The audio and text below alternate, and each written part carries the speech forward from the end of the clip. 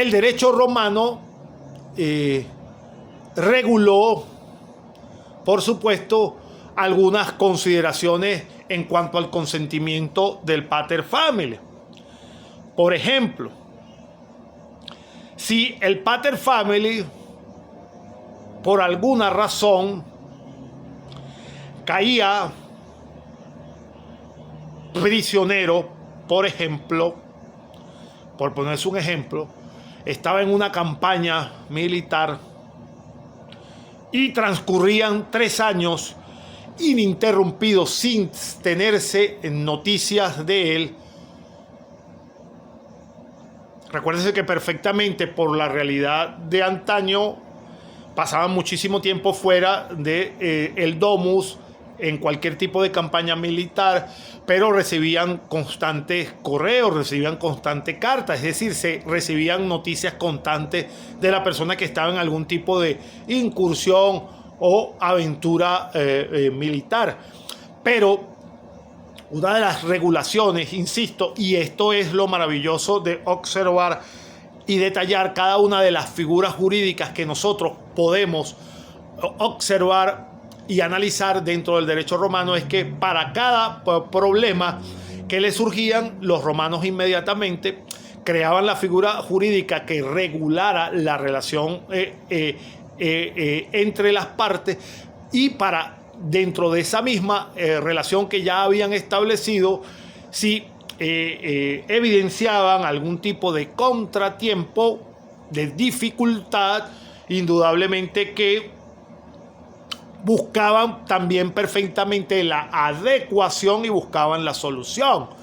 Esa es verdaderamente la forma ingeniosa en donde el derecho romano fue transformándose en la medida de que se le fueron presentando cada una de las vicisitudes dentro del propio derecho romano, porque así es el hecho cierto del desenvolvimiento de cada una de las personas en la interrelación que tienen dentro, entre ellos mismos y con la sociedad. De manera tal que cuando en la figura hipotética que le estoy refiriendo, el pater familias se conocía su paradero durante 3 años consecutivos, de manera consecutiva, que no se le sabía ciertamente dónde se encontraba, si estaba vivo, pues perfectamente no podía entonces de esta manera dar el consentimiento para que algún sui iuris de él o alguna persona que estuviera bajo la potestad de él contrayera las nupcias. Entonces la ley Julia perfectamente lo autorizó la intervención, por supuesto, perfectamente, para que contrajera matrimonio, inclusive para cualquiera de los dos sexos, sea mujer o sea hombre, cuando transcurrido 3 años ininterrumpidos no se supiera del paradero del pater familias, para que pudiera autorizar el respectivo, la respectiva unión de la Justae Nuptiae respectiva, si en este caso algún sui iuris quería contraer matrimonio. Eso por un lado. Por el otro, cuando el pater familias, sin una razón verdadera, a través de la evolución, insisto, de la aplicación de la norma, se oponía de manera, si se quiere, abusando de su potestad, sin una razón verdaderamente de peso, sin una razón verdaderamente justificable, y sobre todo ya en la época de Augusto. En la época de Augusto, desde los muchos cambios que realizó Augusto, no solo de que pasaron de la República a el Imperio, sino que Augusto, dentro de sus reformas, trató de restaurar de manera hipotética esa moral perdida, y trató de perdida dentro de la sociedad romana, y trató de realzar nuevamente los principios republicanos, aunque estuviesen en el imperio. Por supuesto, quería darle con esta situación de las costumbres y valores romanos, volver nuevamente a la figura preponderante que en un inicio de la República tenía la familia romana como tal. Por consiguiente, Augusto decretó muchísimas leyes que favorecían, en un principio penaban el celibato, es decir, aquellos hombres que después de cierta edad, después de los 25 años, no contrayeran matrimonio, y inclusive los que estuviesen casados y no procrearan descendencia, eran penados con excesivos impuestos de todo tipo. Eran sancionados de acuerdo a la ley. ¿Para qué? Para estimular, para que esta situación fuese un aliciente para incentivar, ¿qué cosa? La paternidad. Entonces, en ese orden de ideas, mis estimados estudiantes, Augusto, por medio de la ley Julia, autorizó la intervención del magistrado. ¿Para qué? Para que forzara el consentimiento del pater family cuando éste se opusiese o se oponía por razones estériles, por razones intolerables, de simplemente de abuso de autoridad, se opusiera a la unión matrimonial de sus protegidos. Cuando no existía una razón verdaderamente de peso, entonces existía una ley que le permitía la intervención del magistrado para entonces pasar por encima de la autoridad del pater family y permitir la unión matrimonial. Les decía entonces, minutos atrás, que en una equiparación se podía más o menos homologar, por ejemplo, a la situación de un adolescente, quien por razones diversas, no vamos a entrar en detalle, quisiera contraer debidas nupcias o debido matrimonio, debe conseguir la autorización de su padre. Y si él considera que no existe una razón de peso a la negativa que sus padres le proporcionen para contraer matrimonio, puede perfectamente acudir ante el tribunal respectivo, el tribunal de familia respectivo, para exponer su caso, y allí en el tribunal se determinarán las causas del pro y el contra, evaluarán la situación, y entonces sería pues el tribunal quien le autorizaría consentir que adquiriera pues ese vínculo matrimonial. Es una equiparación más o menos datada de la figura del derecho romano. Manuel, son las 7:36, todavía se me escucha la disertación, por favor. Sí, profesor, se escucha perfectamente y se le entiende. Gracias, Manuel. Entonces, nos queda entonces la cuarta condición en la antigua Roma para que el matrimonio fuese perfectamente válido, sino era el denominado connubium. El connubio es una palabra que frecuentemente se podía designar como sinónimo inclusive en la antigua Roma del propio matrimonio. Se podía interpretar de esta manera. El connubium es como un sinónimo de matrimonio mismo y se designa en un sentido propio como esa actitud legal para contraer las debidas nupcias.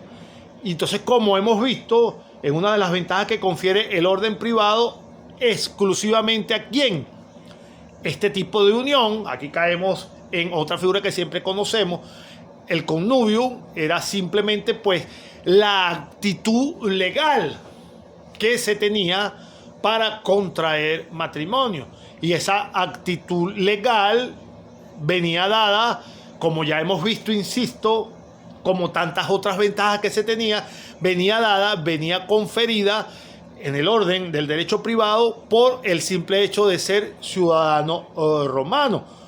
Por lo tanto, ¿Quiénes tenían esta actitud de connubium en la antigua Roma? Los ciudadanos romanos.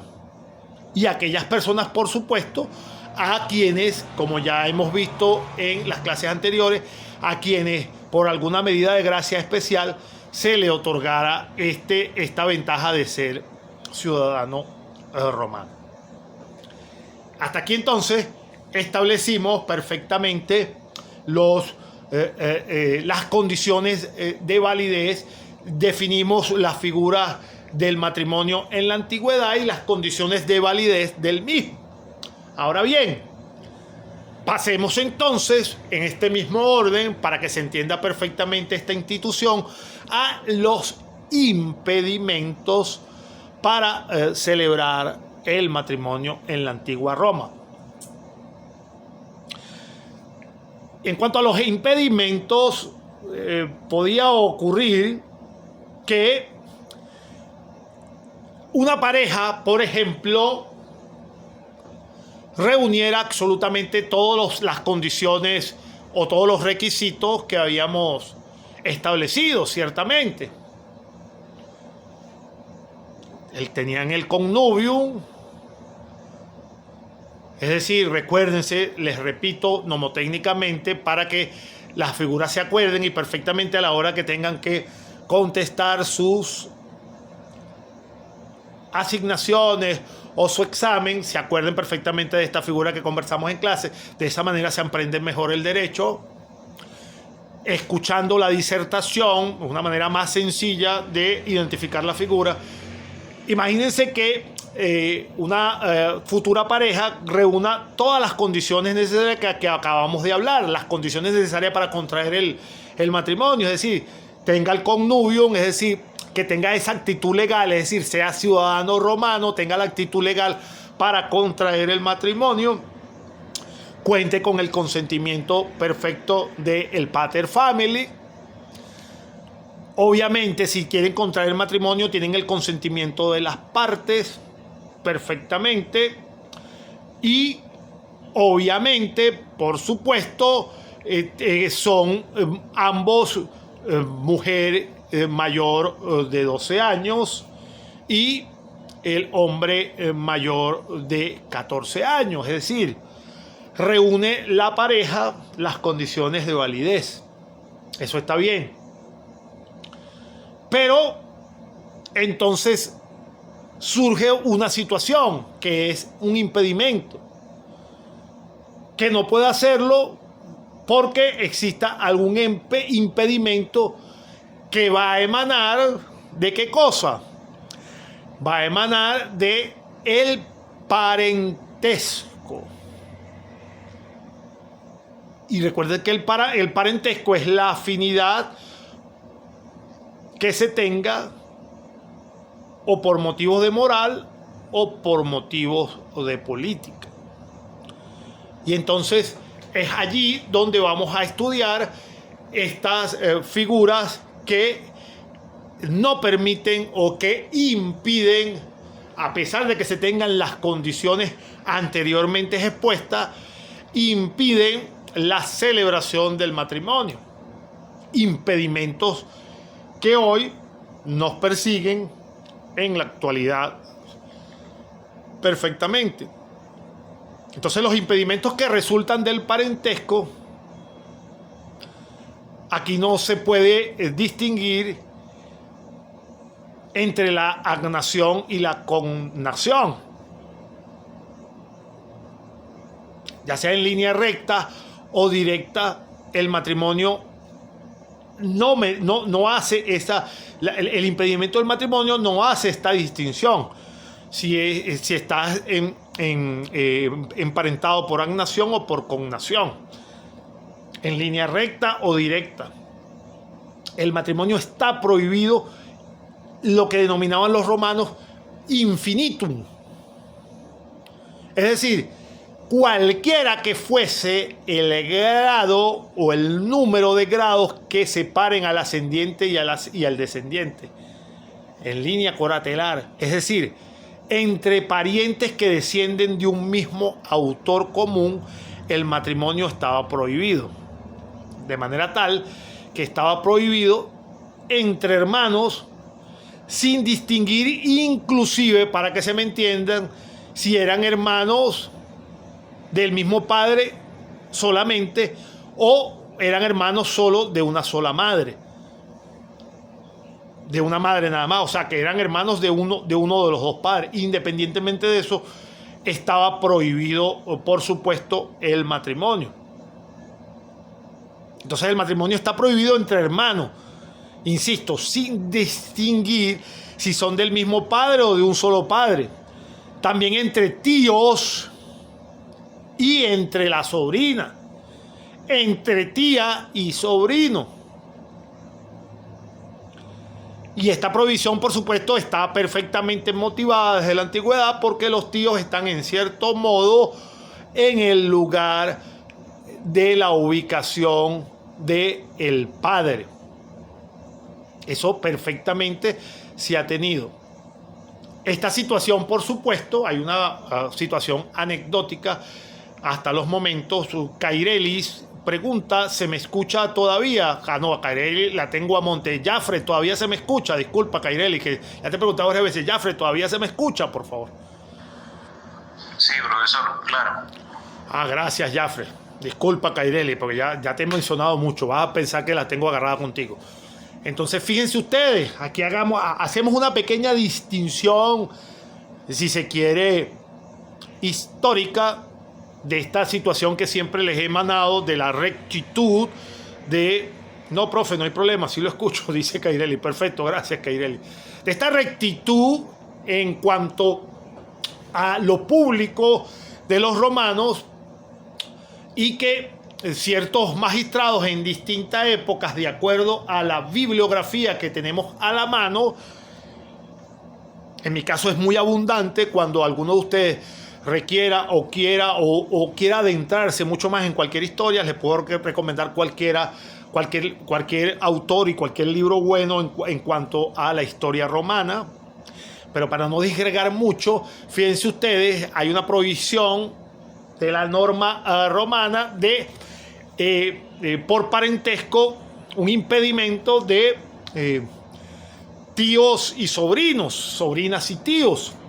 Y por ejemplo, el caso emblemático, histórico, de la violación de esta norma fue el caso del matrimonio entre Agripina y Claudio. De manera sucinta, ¿quién era Agripina? Agripina, para ubicarlos en el contexto, era sobrina de Tiberio y de Claudio. ¿Quién era Tiberio? Tiberio fue el sucesor, por supuesto, de Augusto. Y Tiberio gobernó del 14 al año 37. Insisto, Tiberio fue el sucesor de Augusto. El segundo emperador que hubo en Roma, el primero, insisto, fue Augusto Octavio, el sobrino de Julio César. Esta señora Agripina era nada más y nada menos que hermana de Calígula, el famoso emperador. Ese sí lo deben haber escuchado nombrar perfectamente, Calígula. Por supuesto, Tiberio se hizo famoso porque bajo Tiberio fue que cuando Tiberio gobernaba, él era el emperador de Roma, fue la crucifixión de Jesucristo en el año 33. Tiberio gobernó, fue emperador hasta el año 37 después de Cristo. Entonces, fíjense, Agripina era sobrina de Tiberio y sobrina de Claudio. Claudio era hermano de Tiberio, el emperador para ese momento. Agripina era hermana de Calígula. Calígula, por supuesto, era sobrino de Tiberio, pero no los voy a enredar en esa historia. Lo cierto es que esta señora Agripina se casó en varias oportunidades, en muchísimas oportunidades, y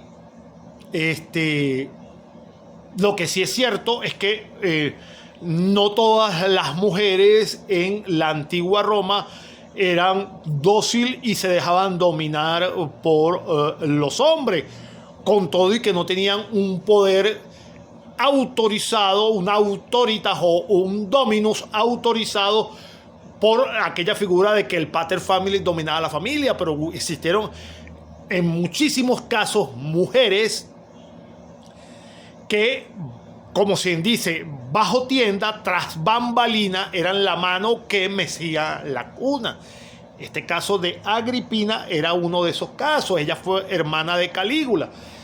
Todos sabemos que Calígula fue uno de los emperadores más de verdad tremebundo que existió en la historia romana. No vamos a hablar de Calígula, sino que ella fue hermana de Calígula y siempre estuvo bajo las bambalinas del poder, haciendo tramoyas y organizando cualquier cantidad de maniobras dentro de esas intrigas romanas.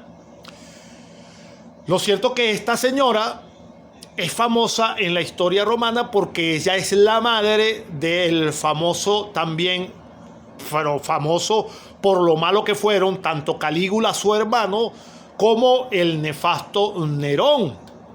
Ese emperador Nerón, esta señora Agripina fue la madre de Nerón. Imagínate tú, la hermana de Calígula, un horroroso emperador, y la madre de Nerón, aquel hombre que por satisfacción gratuita y genuina, perversa y sádica quemó Roma, culpó a los cristianos y cuando veía el incendio de Roma desde las afueras tocaba la citara. Bueno, esa es la historia de Nerón. Esta señora Agripina era la madre de Nerón. ¿Y por qué yo les hago todo este cuento? Porque esta señora, una vez que asesinan a Calígula, porque Calígula fue asesinado por lo tremendamente nocivo que era, ella, para no perder, por supuesto, el poder que concebía y reinaba a través de su hermano disimuladamente, entonces se propuso a que su hijo Nerón fuese el que asumiera el poder años después.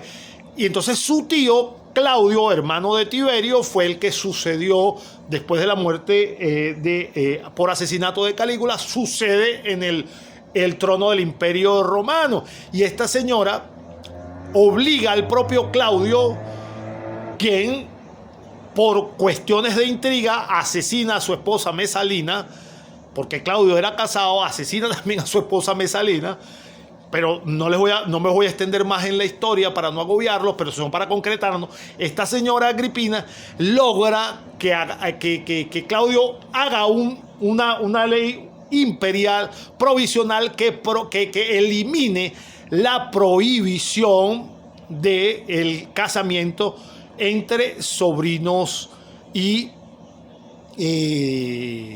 tíos.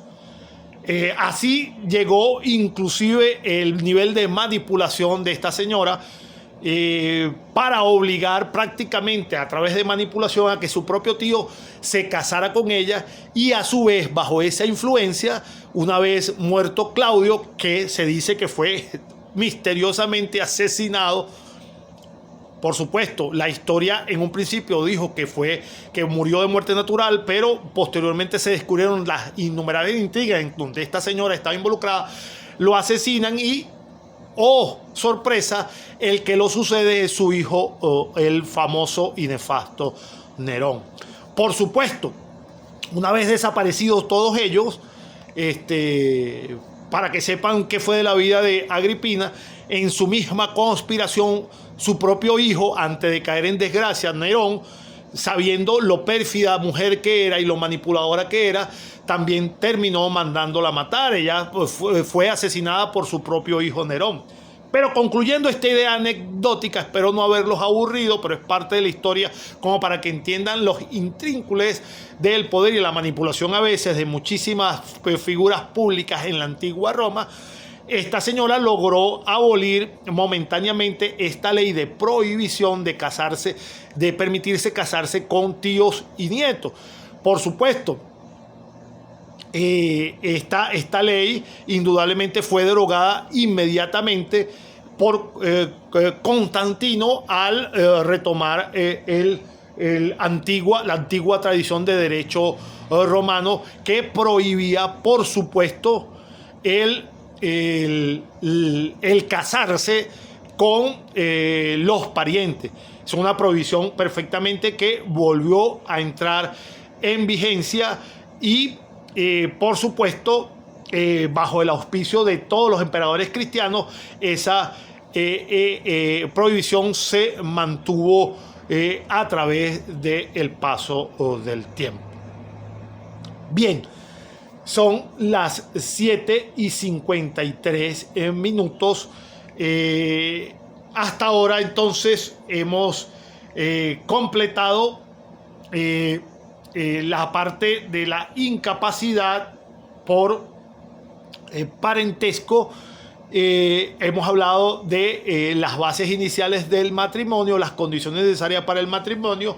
Nos falta por evaluar o por conversar, mis estimados estudiantes, los efectos que conllevan el matrimonio, los efectos que se derivaban del matrimonio, las pruebas del matrimonio. Hay unas pruebas que se efectuaban para demostrar el matrimonio.